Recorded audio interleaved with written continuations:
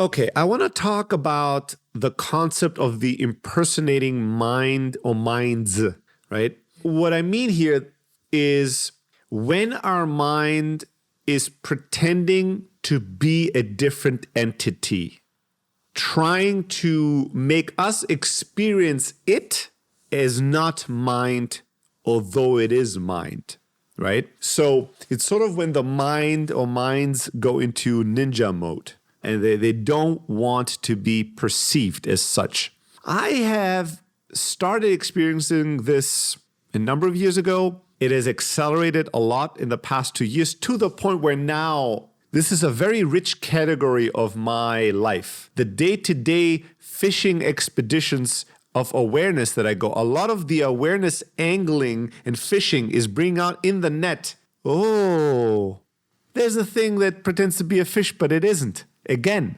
especially as people start, and I started, to pay more attention to the mind. There's one beautiful, interesting thing about the mind, which is that when you start observing it with full awareness, it becomes very shy all of a sudden. It freezes oftentimes. It likes to run things. It does not like to be looked at while it runs things, right? It likes to be in the background, in the shadow. That's why for most people, probably they live their entire life never even realizing the difference between their mind and themselves. Because your mind is not you. It's part of you, but it's not you. That seems so obvious to people that have done some mindfulness work and that have paid attention.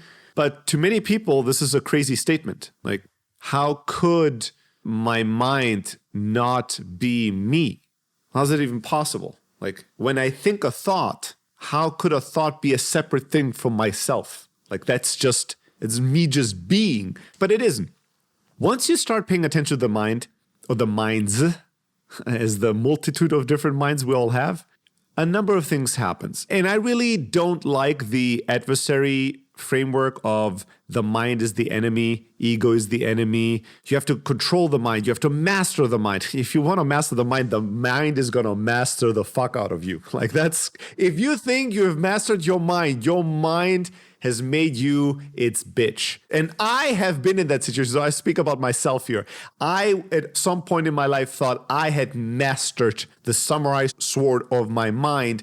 And it was then that I was the sword that my mind had mastered and was swinging around. And I was so completely unaware of it. But once you induce more awareness in your life, the mind, since it is an incredibly creative force, an insanely creative force, the most creative force that exists as far as we know, it will adapt. It's an incredibly adaptive system. And so it will say, oh, you want to focus more on your, let's say, intuition? We can produce that for you. We can create intuition or something that's intuition-like. We will impersonate intuition. And we will do it because we know that intuition for you is being experienced as this strong sensation in the belly that bubbles up into a clicking feeling in the mind and an image. We know the formula how to cook that soup. Now, it's not intuition when we cook it, right? It's not intuition when the mind is doing it, but the mind knows how to create a sensation similar to intuition for you, a simulation of it, and then whisper into your ear, ooh, you should listen to this. This is intuition. You know, that's what you go, I want to stop listening just to my rational thinking, and I want to trust my intuition more. And the mind goes, nope. No problemo, senor. You know, this is what you want. This is what I'm going to deliver to you. And then it's going to deliver this and going to be whispering, it's intuition. Go after it. Don't question it. It's what you wanted. And people, we all will stumble and fall for it, right? We will, if we don't have a lot of awareness for it. The first time I fully experienced this in a very powerful way when I was going through this intense therapy session, and I was having all these insights about the body, how important the body is, how powerful the body is, and how much I neglected my body, not just as a tool to get my mind from point A to point B, and not just as a vehicle for health and for like, I want to feel good and be healthy, and then I want to forget about this thing. Because this is not really me. What's me is my mind. But when I realized my body is as much me as my mind, and as little of me as my mind. My heart, my mind, my soul, my body, those are all in union me. And they all have the same wisdom. My body has as much wisdom as my mind. And in many ways, even much more so. So as I was thinking deep and deep about, wow, the body, I need to make the body have a bigger voice, have more voting rights, pay more attention to it. My mind first went into an instant panic mode, really fighting it. Like I noticed, wow, my mind is really busy all of a sudden. My mind is going nuts. Wow, something here is scary. And then just shortly after, I started noticing how my mind was whispering, I think our body would like if we did this and this. And so the difference between feeling my body and hearing my mind tell me something about my body, it's a huge difference, but only with awareness. When you lack awareness, it seems like the exact same thing. All day long, you could be doing things and you could be convinced you're doing it for your body and because you're paying attention to the body and the body has no say in it. Not whatsoever. It's all your mind impersonating the body. Same thing with the heart. So many times I hear people that say, I want to be more heart-driven in my life. I want to listen more to my heart and not my mind. And then when they are explaining to me what their heart is telling them, it's so obvious that this is not the heart. You can just tell. The mind has very distinct patterns. It's like a leopard. You see a leopard pattern, no matter how much he tries to convince you that it's a kitty cat, you're like, nah.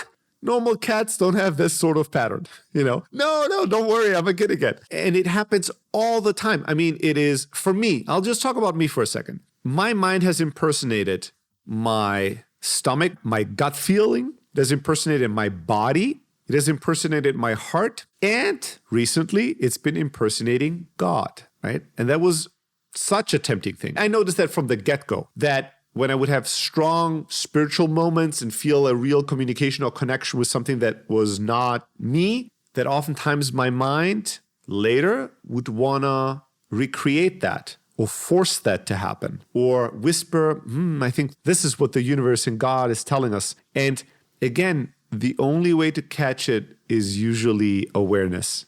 And it requires not just little, for me at least, it requires quite a hefty level of awareness. My awareness level just drops a little bit. I'm confused instantly. I will instantly confuse my mind for these other things. It leaves a crumble trail. So even if you don't notice it as it happens, as you look back at what is just happening, you can tell by the pattern, what it truly is. Because there's a big differences. And oftentimes, let's say for most people, these other modalities that we're looking for, like saying, I want to listen to the intuition of my body or the wisdom of my body. I want to listen to my heart, want to listen more to God, or I want to listen more to my spirit. You know how you'll know if any one of these is really guiding you is by paying attention how calm the path has been that you've been going. And if recently this path is kind of jittery, tense, a little confused, a little hyperactive, it usually is the mind. The mind is all of that. Our bodies, I should not speak generally. My body, for all its shortcomings, is never jittery. I could imagine some people being at a place with a body where the body is very sick or very toxic or is, in a very bad place. And then you would first have to clean if you can and heal and have your body in kind of a calm, steady state. But for me, my body is never creating confusing messages. It's never creating tension. It's never creating stress. The body's never giving me directions that are tensioning me. They're always relaxing me. Even if it is, let's go and work out really hard. It's effortless. It's like, yes, go. It's always the mind that's like, oh, you should be working out more and, It's a mind thing. The mind has a certain quality to it, especially when it's impersonating and trying to pretend to be somebody else. It's between the lines. You kind of can feel, something is not right. Can't put my finger in it, but something is right. And then especially intuition, your heart, your soul, God, all these things. Think about all the times that has happened in your life. The experience is always, it clicks, always an image, clarity, light, the waves part, and there's a path. There's like when you really have a moment of intuition and a moment of strong insight that is received, it's crystal clear then when you go, yes, this is the way. When the mind is trying to impersonate, it's never that. It's always a little bit more labored. It's always a little bit more pushed. It's always a little coming from lack, from why isn't things going the way I'd like them to go? oh, our intuition says we should do this. This is not how intuition works. Intuition is not problem solving in real time. It's not, I don't know what to do about this problem. Boom, you have an answer. Ooh, I don't feel that well. Boom, you have an answer what to do next. That's not how these things work. That's how the mind works. The mind is a channeling Swiss Army knife. You go, this is my little problem, and the mind attacks. So it can be caught in the act by either having very high level of awareness and paying attention. Is there a whisper in my ear? Is there a voice that is saying things to me? Is it something that is being generated up in my head from a sensation point of view? Or is it something that seems like swells up? Is it something that flows up, swells up in my being that I receive, that feels like a download, or that feels like something that's bubbling up and then pops the surface? There's that. And then the other difference is, how linear is this? Usually I find that our heart, like when we ask, I want my heart to tell me what to do in these matters of love, let's say, the heart can't answer directly. Like this is not how it works. You can't just put it on a stand and be the inquisitor that goes, heart, tell me, what should I do about this love thing? And the heart goes, okay, well, I swear to God, my honest opinion is you should do this. Are you sure, heart? Yes, God is my witness. This is what I say. This is not how it works. The mind doesn't communicate directly. Your instincts won't always communicate directly. Your intuitions, your insights, God, your spirit, these things come to you when you've relaxed and you're open enough in a state to receive, but they don't come on demand. These things are like wild animals that you've developed a friendship with. They live in nature, in the forest. And you know that when you go to the forest and you're relaxed and you chirp, maybe this very gentle thing will come out of the forest and make itself seen. Maybe it'll come and pick up the food that you brought. Maybe it will interact with you a little bit, but maybe not. It's not your house cat. You can't make it do things. It doesn't live with you. You can't pick it up and take it from one room to the next because now you want the cat to be in that room. This is not how these other modalities work. They're much freer from us. They're much wilder, and they can be received, and you can cultivate a relationship where more often than not, when you need them, they'll come, but you can't force it and demand it. So when people go, I have this problem, and I sit down and I just focused on my heart. I did a heart meditation. I was like, heart, tell me what to do. And my heart told me, you should do this and you don't like that, and that is the right answer. I'm like, I wonder, was that your heart, or was that something else pretending to be your heart speaking to you? And it's fascinating. I mean, again, some people will hear this and think, my new task is to become more clever than my mind. That's not going to work. Your mind is more clever than you. You can't control the mind. You really can't. Just like you can't control a hurricane or a massive wave. You can write it, you can channel it, you can calm it. In some cases, you cannot control it. So don't try to fight against your mind. You will lose. Your mind will love it. Part of the mind will love it to go, we're going to war against ourselves. And that's going to create all kinds of stimulating turmoil in the mind and all kinds of cat and mouse. And the mind's going to be very, very busy and happy with it. Just very happy with it. But you're not really getting anywhere. So I don't like to see my mind as an adversary that I have to master or overcome or surpass, but more like this very creative, very powerful, really beautiful, also somewhat wild, but in a different way animal or being or entity that needs a light to shine on it to really behave at its best and to really know what it's doing and what it wants and what it doesn't want. Like it needs that to be its best version. And that light is my awareness. So I have to practice a high level of awareness and presence to see my mind, to notice and realize and recognize my whole being. How does my body feel in this moment? How do I breathe? What's the quality of my thoughts, the intensity, the frequency, the tone, the texture of my thoughts?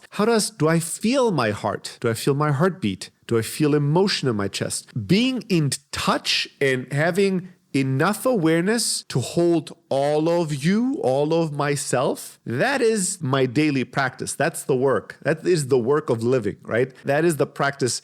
And most of the time I fail at this. I'd fail at degrees. Very rarely did I find me mastering a moment fully. Those moments are beautiful. That has happened. It's only been moments, but that's the work. But I'm not even sure that most of us are aware how clever our minds are and that they impersonate things. They will adapt. It's the most adaptive part of our being. It will adapt to whatever we throw at it. And when people go through paradigm shifts that they think, oh, I want to not be as busy in my mind. Now their mind becomes all busy about not being busy. Oh, I need to not be busy. I need to calm down. Let's make a hot tea. And then after the hot tea, should I meditate or should I do yoga or should I go on a walk? I probably should do all four, but I don't have the time. Should I do just one thing? And in some skewed way, in that moment, that human thinks, I am working on calming the mind. But there's no real work in calming the mind that is happening. The mind is just as active as ever before. It's just now in the topics, the costumes are about being silent,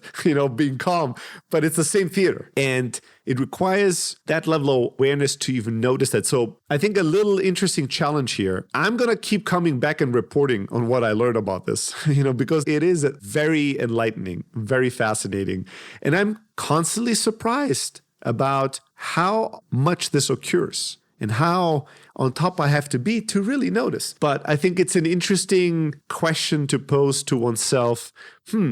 Tomorrow, I might pay a little attention to, can I ever catch my mind, or can I ever realize my mind or see clearly how my mind is pretending to be something it's not. Sometimes it might not be the heart, the God, the thing. Sometimes it might just be something else. Like some people will say, I don't want to be angry anymore. I just don't want to be angry. And then maybe your mind will adapt to this and go, oh, we're not going to be angry anymore. We're now going to impersonate anger as peacefulness. But the peacefulness you'll experience is going to be a very tense peacefulness. It's going to be like, I'm going to be totally okay with this. I'm going to be totally fine. I think that the right solution is to smile. So I'm going to smile. And I think that I'm going to forgive this person. Let me think about, yes, I forgive you, Ramin, for being terrible and not being a good friend. I am forgiving you. This is my heartfelt forgiveness for you, Ramin. And they'll stop this. Obviously, this is a little cuckoo, but we will do this, all of us, thinking, wow, I'm really peaceful. I've had all these peaceful thoughts, right? My mind is practicing loving and acceptance. Oh, I've been practicing acceptance lately. Really? Yeah. How is it working for you? I find it not that hard. That's the first clue. When you practice these things and you don't find them that hard, that is your clue. I've tried to practice forgiveness and complete acceptance, and it's kind of easy. You're in trouble. I can already give you a stamp on this that you're in trouble if you're experiencing these things as easy transition. I was really angry. Now I'm really, really peaceful all the time. Interesting, with no trouble. So it might just be, is my mind sometimes impersonating a different type of thinking or emotion, but underneath it's really not. That transition from being under the illusion of the mind being something else versus actually experiencing it, to me, feels like going from a place like your home, into an infinite unknown vastness. Almost as if you're from the comfort of your home into outer space. And initially, it feels terrifying, especially before and while you are transitioning. But once you're there, you feel more at home than you felt at home. But then bringing back that into your home is the next big challenge. Yeah, how beautifully put. This to me resonates very strongly when it comes to the tapping into the universe, the source, God, whatever you want to call it. Like when you have when you're the receiver of a message or an insight, it has this quality. You can sense this was not born within me. This comes from somewhere else. Yeah. This I did not create. I did not put together in my own mind. This I received. It feels very different from the thoughts and ideas that we generate within ourselves. But at the same time, it does not feel unfamiliar. It feels more familiar than our own body and our own mind. It feels more true than our day-to-day truths, which makes it so beautiful. This is, for instance, very different for me from the sensations my body is giving me. Like my body is very in the here and now. It's very close. My body might be so close to my core that the hardest thing is to not constantly overlook it because it's sort of a quiet, very close, quiet entity. So when you're not quiet enough and when you don't look inside, you will always miss it. And so the question, how have I been breathing the past minute, is an illuminating question, right? Put this on your alarm on your phone. Make your phone alarm go off at 7 random times in the day with a question, how have I been breathing in the past 10 seconds? And get enlightened by how little of a clue you have. The moment you get that notifier, now you're going to start paying attention. And however you're breathing now is probably how you were breathing a moment ago. It's not that difficult when you're breathing and your being is more relaxed. You could even deepening your breath. But sometimes when your being has been very tense for an hour, even when you read the reminder, breathe deeply, you'll find it much harder to breathe deeply, right? Because your whole nervous system has been tightening and tightening and tightening like a screw over the past hour, maybe over the past month. And now you go loose, little screw. And it's like, it's not effortless. Like I'm very tightly screwed in. I can't just instantly be loose. So the paying attention to breathing, paying attention to posture, really receiving sensations. Ooh, my lower back is tingling a little bit, is like uncomfortable, tight. Ooh, my shoulders are crouched. Ooh, my face is tense. Ooh, my chest is depressed. Ooh, my legs. This is something now I notice this all the time.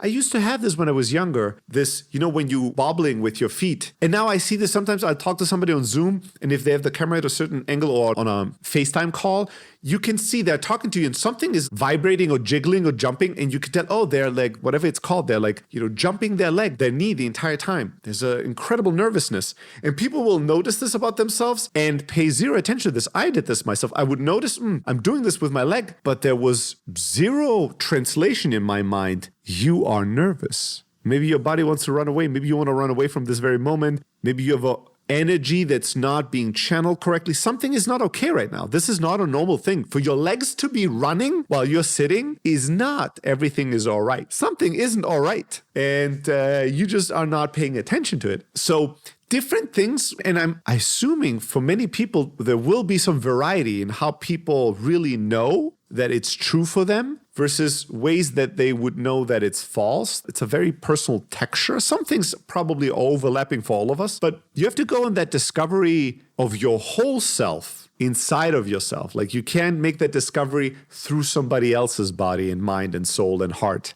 Right? You have to make it through you. We can all inspire each other by sharing our insights, but work will always be inner work. The noticing will be an inner noticing. And it is a balancing act that will go on for life. This is not terrible news. This is the beautiful dance of life, the beautiful, magical art of living. And when we get delusioned about, I'm going to master this too, and then it's going to be off my checklist. That was not your heart or God speaking or your intuition. That was another entity that was telling you, we can check this off a list, right? And then we're done with this. No, you're not. And that's not bad. That's maybe a gift, maybe one of the most powerful gifts we have. So pay attention to your mind the next couple of days and see not if it is impersonating other entities at times, but how and which you can see, because it is. I mean, it's guaranteed it is. Especially if you start paying attention to it, then it will have to, right? And don't try to control that. Don't judge it. Just notice. Just be curious about it. It's been a ton of fun for me and very enlightening. Very, very enlightening.